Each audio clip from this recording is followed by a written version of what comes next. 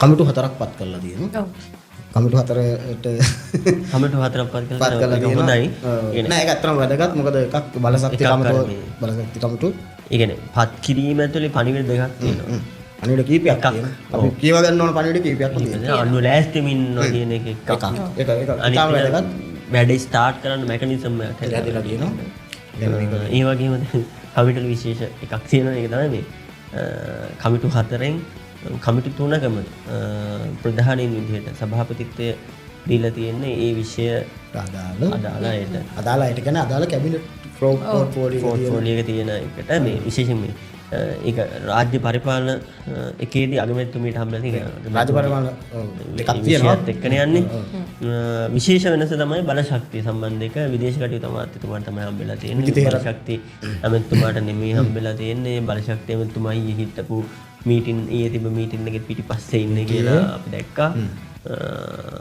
ඒක විවේචනයට ලක් වෙලා තිබ්බා. ඒ වගේම සමහර විට ආණ්ඩුව පැත්තෙන් ඒක ස්ට්‍රැටජිකල් මූව් එකක්. තියෙන විවේචන සම්බන්ධයෙන් ආණ්ඩුව දක්වපු ධනාත්මක ප්‍රතිචාරයක් වෙන්න පුළුවන්. ඔව් ඒ කියන්නේ ආණ්ඩුව යම් කිසි විදිහකට ඒ කියන්නේ චෝදනාවක් එල්ලුණාට පස්සේ ඒ සම්බන්ධයෙන් හොඳින් කටයුතු කරනවා කියලා පෙන්වන ලක්ෂණයක් වෙන්න පුළුවන්. ඒ කියන්නේ දැන් ඇත්තටම අල්ලසා දූෂණ කොමිසමෙන් අධිචෝදනා කුමාර ජයකොඩි බලශක්ති අමාත්‍යවරයාට එරෙහිව අධිචෝදනා ගොනු කරලා තියෙනවා. මේ විදිහට සාමාන්‍ය රාජ්‍ය සේවයේ හිටියා නම් මේ වෙනකොට ඉන්ටර්ඩික් වෙලා. එතකොට ආදර්ශය සපයන්න ඕන ගවර්න්මන්ට් එක මේ විදිහ අර එකපාරට අර ඔකේ මෙහෙම එකපාරට කියන්නේ අර අයියේ මේ කෝල් එකක් දීලා කියනවා දැන් පූසා මලා කියලා.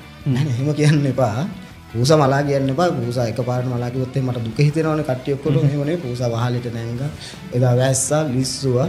ඊට වැටුණා කියනවා. අන්න ඒ වගේ ස්ට්‍රැටජියක් මට පේන විදියට නේ යන්නේ එහෙම කියන්නේ එකපාරට සයිඩ් ලයින් කරන්න බෑ. මොකද ඇත්තම කතාව දැන් හොරෙක් නෙමෙයි කියන කතාව ඔප්පු කරන්න ඕන. ඒක යාළුවෝ පැත්තෙන් කරන්න ඕන. ඔය තියෙන්නේ 2000 මට දන්නේ පරණ කතාව සංස්ථාවේ වැඩ කරද්දී ප්‍රොකියුමන්ට් එකක් අප්‍රූව් කරලා එක සම්බන්ධයෙන් හැබැයි ඒ වෙලාවෙත් එයා පියවර අරන් තියෙනවා කතාව. ඒ දැනට තියෙන එයාගේ නරේෂන් එක අනුව එයා ඒ සම්බන්ධයෙන් තීන්දුවක් අරන් තියෙනවා. ඊට පස්සේ කොහමරි ආපහු එයාගේ සේවයෙන් පහ කරන්නේ නැතුව නිලිය පහළට දාන්න ගිය වෙලාවේ තමයි ඉල්ල අස් වෙලා තියෙන්නේ. නැතුව එයා අස් කරලා කියලා නැහැ පොර සංස්ථාවෙන් අක්සරා කියන කතාවක් නැහැ. කොහමද එහෙම තමයි තත්ත්වයක් තමයි තියෙන්නේ. මං කියන්නේ අර දැන් පූසා වහලට නැගලා ඉන්නේ. ඔව්.